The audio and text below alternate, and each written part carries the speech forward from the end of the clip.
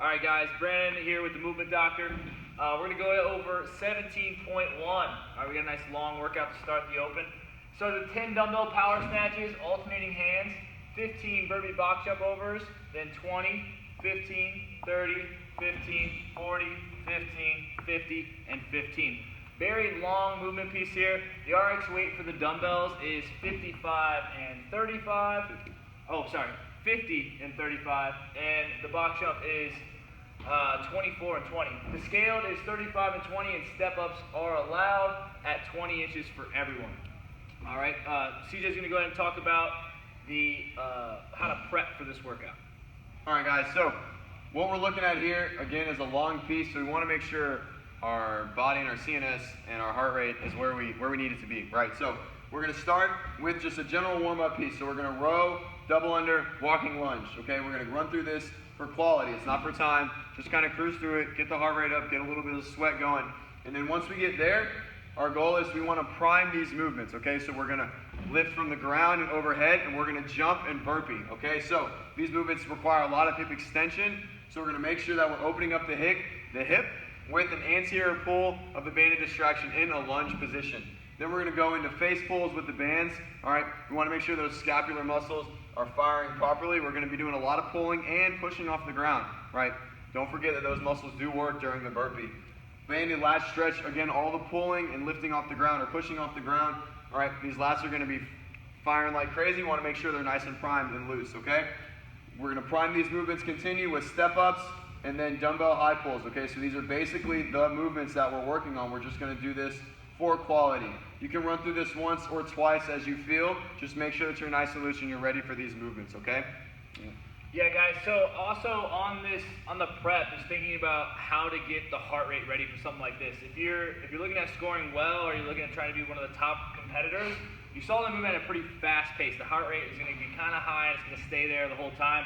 I would suggest kind of priming that with like minute air bike or like row efforts, depending on what you typically do with the warm up, and cooling down for like 30 seconds and pushing it to like 80, 85%, 90%, and kind of building to where you're doing that for total work of like 5 to 7 minutes to kind of prep for this.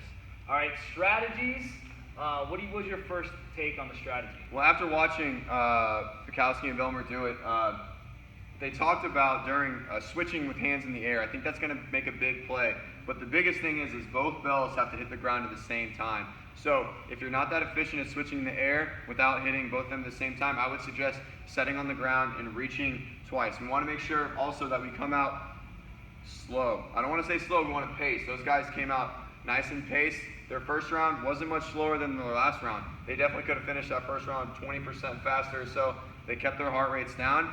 The movements are going to be long, so don't try and blast through them. Take your time, step up, good jumps, minimize your steps when you come off the box, moving back to the burpee. Okay, that's going to be key, is minimizing steps during this, all right, and also minimizing time during each rep during your power snatch, all right? That's what I got for now. Brandon, what do you got? Yeah, guys, on the pacing side of things, think about coming out and just whatever you're comfortable with. Like, you don't want to be, super comfortable where it's really lax, but you don't want to come out anything outside of whatever I can just move. Breathe. I'm going to get on the box, do the same thing. Breathe, just be consistent, and I'm just going to try to hold on to that as the reps build on the dumbbell snatches.